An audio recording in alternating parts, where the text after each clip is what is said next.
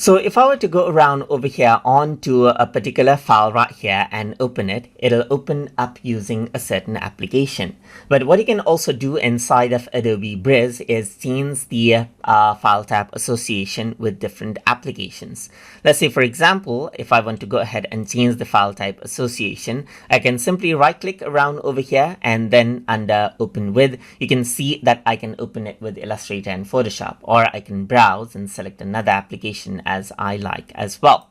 So apart from that, I can also go around and change the association right here. So these are the default associations, as you can see right here. Like for FDF, right, you can see that Adobe Photoshop is here.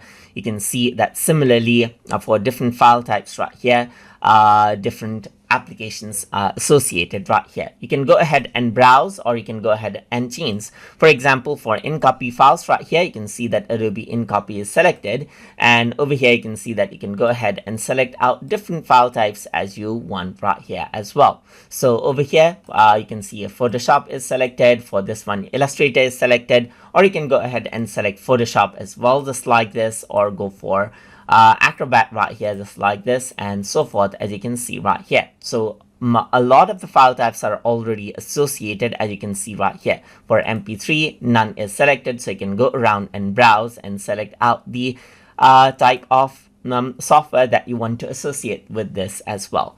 And you can also reset to default associations right here, and once you do that, it resets out everything to default, so that even if you have messed up or changed some irrelevant associations, then it'll correct it out itself. And that is how you can change out the file type association inside of Adobe Bridge. So I hope you guys learned something as always, and as always, please like, comment, share, and subscribe.